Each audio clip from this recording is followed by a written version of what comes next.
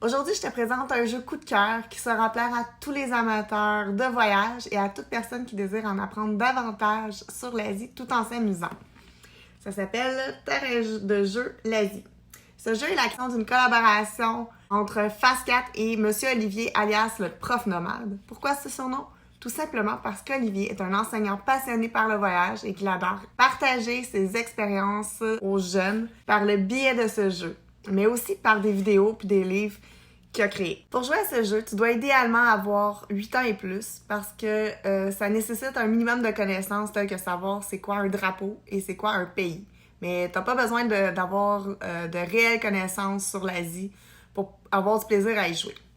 Honnêtement, même mon plus jeune, qui éprouve encore de la difficulté à comprendre les concepts de continent, de pays et tout ce qui est relié au voyage, a eu énormément de plaisir. Pour y jouer, tu auras besoin d'environ une vingtaine de minutes, puis d'un endroit où déposer tes cartes pendant le jeu. J'ai bien aimé le fait qu'on peut y jouer en mode solo, mais qu'on peut jouer aussi avec d'autres joueurs. C'est 6 maximum si je me trompe pas. Le jeu est de petit format, il est facile à l'apporter dans nos voyages, dans nos réunions entre amis.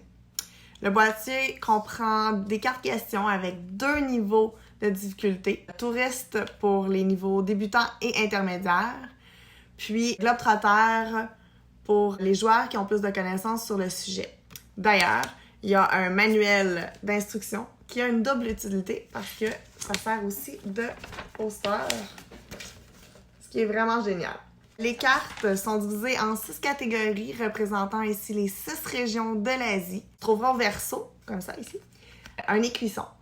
Le but du jeu est de répondre correctement aux questions, bien évidemment, mais aussi de récupérer les 6 sortes d'écuissons afin de gagner la partie. Au début de chaque tour, le joueur doit brasser 2 dés, ici.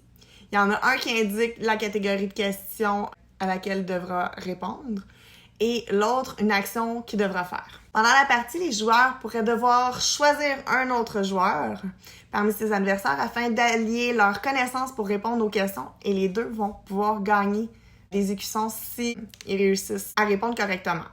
Pour rendre ton expérience de jeu plus éducative et interactive, certaines cartes possèdent des codes QR, comme ça, que tu pourras balayer à l'aide de ton téléphone cellulaire. Ceux-ci te dirigeront vers de courtes vidéos informatives qui te permettront de voyager et d'enrichir tes connaissances sur l'Asie.